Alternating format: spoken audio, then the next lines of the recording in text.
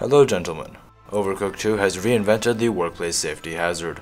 OSHA is too scared to even begin to investigate the atrocities occurring here, and frankly I would be too if I saw large open fires, disappearing staircases, bottomless pits underneath the disappearing staircases, moving rafts, moving hot air balloons, and more. Don't worry, we're just scratching the surface.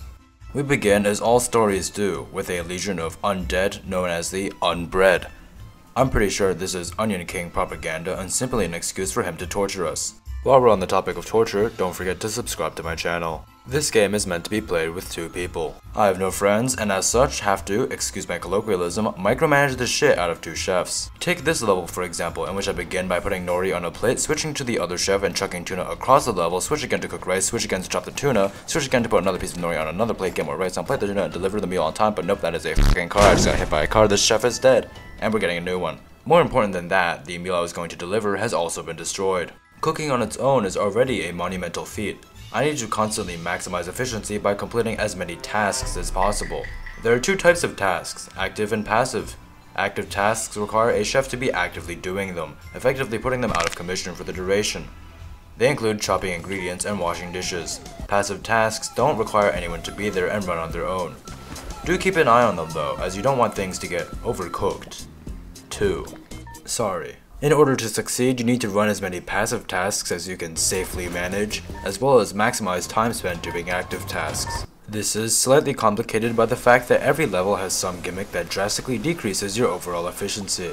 This can be anything from ingredients being located far away from cooking stations, level parts shifting around, things that straight up kill you, or, my least favorite, obtuse and unwieldy methods of transporting ingredients. Speaking of obtuse and unwieldy, here's level 3-5. The orders I have to complete are relatively simple. Both potatoes and chicken need to be chopped and then put into the deep fryer to produce a finished product.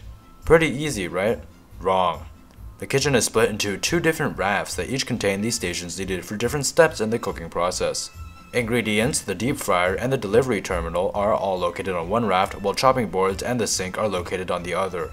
Not only is this kind of incredibly annoying, it also means I have to juggle ingredients between the 2 without dropping anything in the river.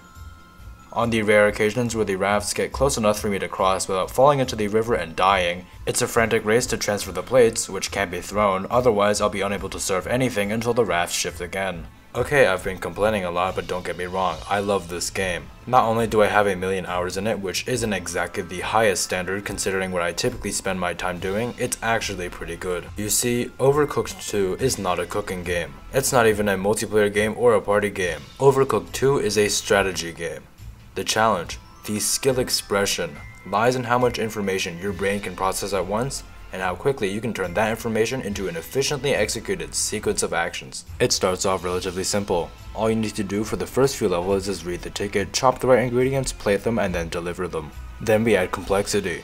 Rice takes time to cook, so you want to start cooking as much as possible as early as possible. Dishes now have to be washed, so you have to do that quickly, otherwise you won't have anywhere to put the rice after you cook it. Now we add more complexity. Meat needs to be chopped and then cooked, so to maximize efficiency you'll need to constantly have pre-chopped meat prepared while other meat is cooking, so you won't be standing around doing nothing. More complexity. Ingredients are located far away from the rest of the level, so you have to grab everything you need at once to avoid wasting time running back and forth. More complexity. Ingredients move around, meaning you have a limited time to grab what you need, otherwise you simply won't have it until it comes back around again.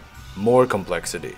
Level parts move around, so you have to position well or lock yourself out of an essential part of the level, halting all tasks. More. Conveyor belts encourage movement in one direction, further emphasizing the importance of positioning. More. Conveyor belts are faster, longer, surrounded by pits that will kill you, and switch directions on a timer. True mastery of Overcooked requires you to take all these factors into consideration and act accordingly, planning around each one and optimizing your limited manpower. Forget about Ultra Kill P2. Overcooked level Kevin 1 is the true ultimate test of gaming skill. And honestly, this game has some really cool moments as well. The soundtrack is amazing considering what the game is about, so let's take a second to appreciate it. Here's the music for level 1-6. The level begins on a blimp with this rousing orchestral score. I'll just let you listen to it for a bit.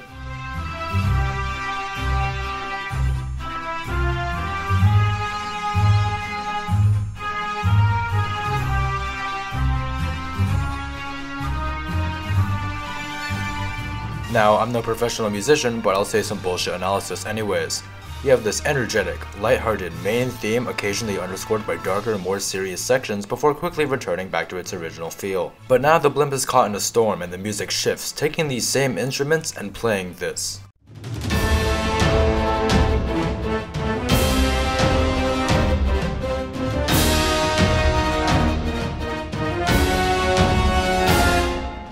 So you're telling me this is the soundtrack to a cooking game. Throughout the entire game, the music sets the tone for your gameplay.